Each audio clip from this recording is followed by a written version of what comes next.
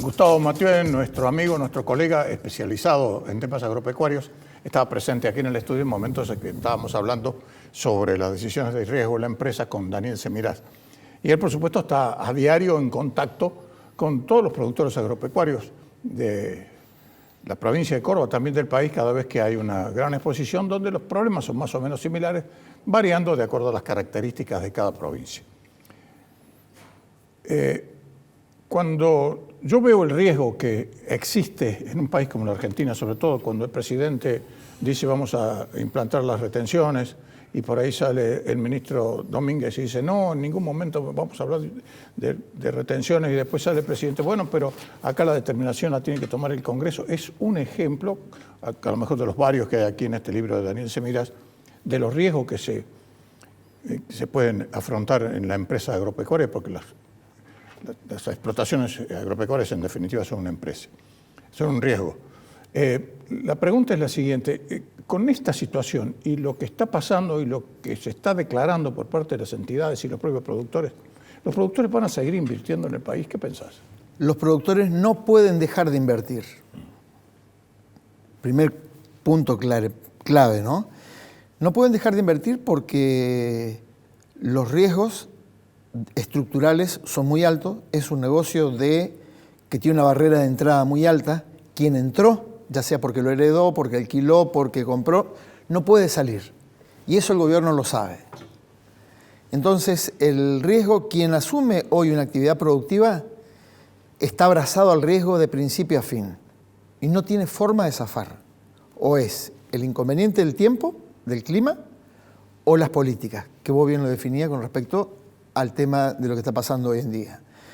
Yo creo que lo que está pasando en términos políticos y en términos gremiales, lo que hay es se ha devaluado tanto el poder de la palabra, al punto tal de que hoy el gobierno nacional no tiene posibilidad de aumentar las retenciones, Gustavo, porque las tiene que pasar por el Congreso.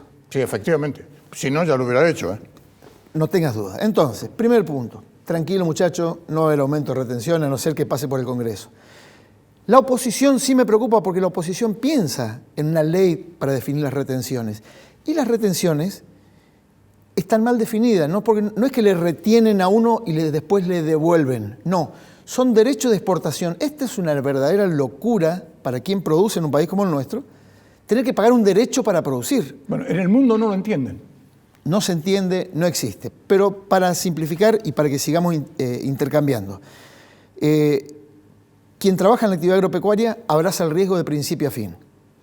No hay posibilidad de que el gobierno aumente las retenciones y, por otro lado, vos pusiste a la par lo que está pasando con las propias entidades gremiales del campo. Yo ya lo había dicho en otra oportunidad, están desfinanciadas, no tienen poder de fuego, no tienen posibilidades de instalarse entre medio de la sociedad, han perdido contacto con el sector, con las bases gremiales del campo, y hoy lo que se ha empoderado es la gente. Claro, el riesgo, así fue una protesta. El 23 de abril... ¿sí? No fueron la gran cantidad de productores agropecuarios. Hay una sociedad, que es lo que me parece fantástico, una sociedad que ha abrazado esto de decir, che, vivimos en un país que produce alimentos, como lo dicen los populistas. Producimos para 400 millones. Ellos lo que quieren es que cada vez menos gente pague al sistema tributario nacional, menos gente contribuya y cada vez más sea la presión fiscal de los pequeños, medianos, empresarios, comerciantes, productores, el que paga, profesional, cuentapropista, lo que sea. Pero digo, hoy el riesgo en Argentina lo tiene cualquier persona que abre la puerta de su negocio, de su kiosco, de su almacén, de su panadería. Cualquier persona que hoy invierte 5 pesos pensando en que lo va a poder recuperar, ya tiene el riesgo de que mañana o pasado le cambien el valor de los insumos, del valor de reposición de la mercadería, y al momento de querer instalar, mejor dicho, que siga dando vuelta la rueda, no lo puede hacer más. Pero yendo puntualmente al sector agropecuario, el productor agrícola entierra dólares 9 meses.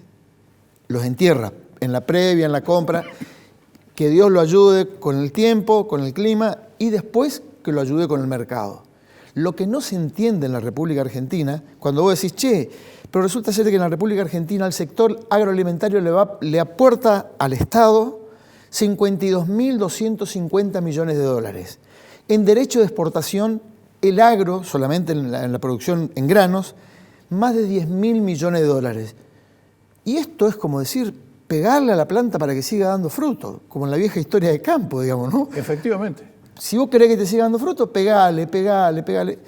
Creo que tenemos una realidad completamente distinta a la del 23 de abril, cuando la sociedad salió a manifestarse, a la última movilización en la República Argentina, cuando más de 100.000 desocupados, gerenciados por los dueños de la pobreza, salieron a movilizarse a las calles, porque tenemos dos realidades. Y yo creo que lo que tenemos los argentinos, quienes trabajamos y producimos y generamos, tenemos dos opciones.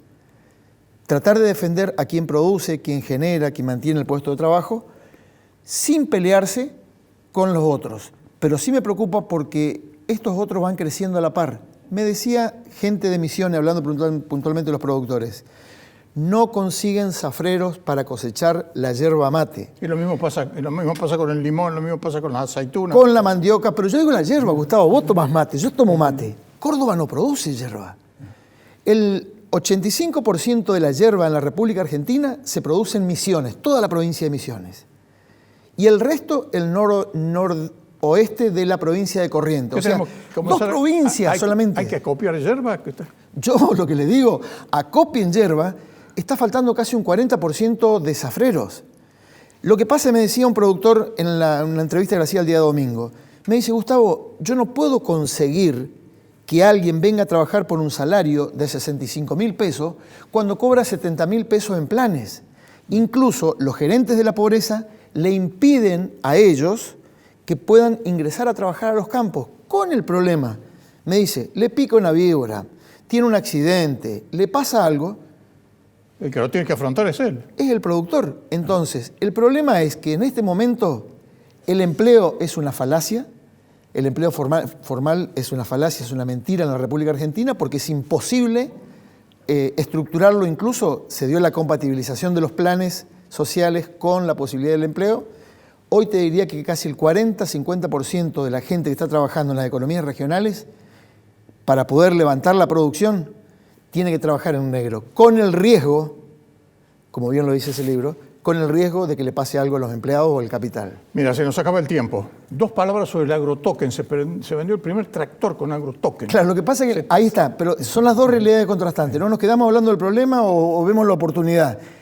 1.300 millones de dólares se mueven en este momento, se movieron hablando de lo que es el ecosistema vinculado a la tecnología. Agrotoken es una moneda digital, una moneda basada en peso del grano, entonces tenés un agro... Pero atada a una blockchain, que es muy importante eso, porque eso da seguridad. Exacto. Cuando dice... Y hay un activo, no es algo que está en el aire como son las otras monedas, ¿no? Claro. La diferencia es que esto, al tener la trazabilidad, se conoce el token, es un sistema, digamos, de registro, es una tecnología que se aplica en otras actividades también. Como en el banco, como los bancos. Como los bancos, exactamente. Hoy tenés una firma con token, porque realmente está certificada, entonces tiene el mismo valor que si la estuvieras haciendo a pulso. Pero tenés, el token es equivalente al valor de 1 tonelada de grano. Entonces tenés un token de soja, vale el valor de 1 tonelada de soja, el valor del token de maíz y el token de trigo. Entonces podés pedir un crédito, podés usarlo de garantía, podés comprar una casa, podés comprar un auto, podés comprar una máquina, podés invertir, te podés ir fuera del país. Hoy es una moneda móvil, que es distinto al Bitcoin, a las criptomonedas. Esto es respaldo en granos. A todas esas las tengo a todas. Claro, pero ¿sabés? Hay una especulación terrible. Gustavo, si tenés 30.000 toneladas de grano, convertila a token porque no las vendés. Lo único que haces es convertirla, es decir, la tenés almacenada, certificada en un lugar determinado y además tenés 30.000 toneladas o 30.000 tokens para comercializar, operar. Es decir, no tenés necesidad de mal vender tu mercadería. Si vos, por ejemplo, tenés capacidad de tomar un crédito, hoy decís yo tengo 30.000 tokens basado en soja y voy y pido un crédito al banco para comprar una casa, un auto, incluso una maquinaria. Dentro de poco para cargar la nafta en el tractor. Por Dios, no hablemos de combustible porque ya es el grave problema. Encima, ese es otro riesgo, ¿no? No saber si vas a tener combustible o no. A ver, hay dos cosas que están pasando en plena cosecha. Faltan mover de los campos en este momento 34.800.000 toneladas entre soja y maíz. Si convertimos ese total de millones de toneladas en lo que transporta un camión, que son 30 toneladas, falta 2.180.000 camiones para retirar los granos de los campos y llevarlo a los puntos de almacenamiento o llevarlo a los puertos. Para entender, el problema con el que se encuentran es que en este momento provincias limítrofes, Misiones, Chaco, Formosa, Corrientes, Salta, todo lo que significan los límites de la República Argentina, hoy están vendiéndoles a los camiones internacionales que llegan vacíos, compran a un valor del combustible muchísimo más barato, casi un 15, un 20%, pagan en dólares y se van con su mercadería. Es decir, el Estado tiene intervenido el valor del precio del combustible. Seguro. Entonces, ¿qué es lo que pasa? Le estamos subsidiando ¿a quién? A las grandes operadoras de combustible, a la gran empresa, digamos, vinculada a la comercialización de combustible, pero que generalmente está estrechamente vinculada al poder político. Como en el caso puntual, me decía ayer un productor de la zona de Formosa, de la zona de Misiones, donde entran camiones y se llevan los combustibles que los productores no tienen. Y lo que hay que tomar en cuenta es que entre hoy, mañana y pasado es muy probable que se defina un paro nacional de transportistas autoconvocados vinculado a la Federación de Transporte de Automotor porque no encuentran mercadería. El problema es que tienen que subir a un camión, no llevan el combustible suficiente. Les cargan 50 litros nada más. El problema es que tienen que llevar dinero en efectivo, Gustavo. Entonces el riesgo que tienen, están asaltando a muchos camioneros en la ruta, que nos está diciendo. Porque saben los cacos de la ruta que los camioneros salen, si no salen con combustible, salen con plata porque tienen que pagar el gasoil blue, que es el gasoil oficial más el diferencial si lo quieren tener para poder seguir su viaje. Que está entre 180 y 200 pesos el litro. Entonces, hablamos de riesgo en el transporte, en la producción agrícola, en la producción industrial. Mejor dicho, el riesgo es parte de toda aquella persona que invierte un peso y mínimamente para seguir viviendo tiene que recuperar un peso para poder volver a invertirlo. Lo que pasa es que acá el riesgo afecta nada más y nada menos, que a la gallina de los huevos de oro de este país, que es la explotación agropecuaria. Yo creo que si verdaderamente no logramos trasladar esto que se instaló el día 23 de abril en la sociedad, que es el tomar conciencia que vivimos en un país productor de alimentos, que el mundo nos está mirando, más allá que tenemos la palabra devaluada de un presidente que ya no le cree nadie, sale a hablar en nombre de Argentina y se permite dar cátedra de alimentos. Entonces, cuidemos a la fábrica de los huevos de oro, la gallina de los huevos de oro, no la matemos porque hay un ciclo, hay un proceso. De la misma manera como lo dice la fábula, la mataron a la gallina pensando que la fábrica estaba dentro, la abrían, sacaban todo el oro, no. Hay un proceso, el ciclo y el proceso de producir un huevo, de producir una tonelada de granos, una tonelada de carne. Digamos, los procesos se tienen que cumplir y en el caso del campo son biológicos. Tiempo para la semilla, 3 años para la carne. Muchas gracias, Gustavo. Gracias a vos, Gustavo.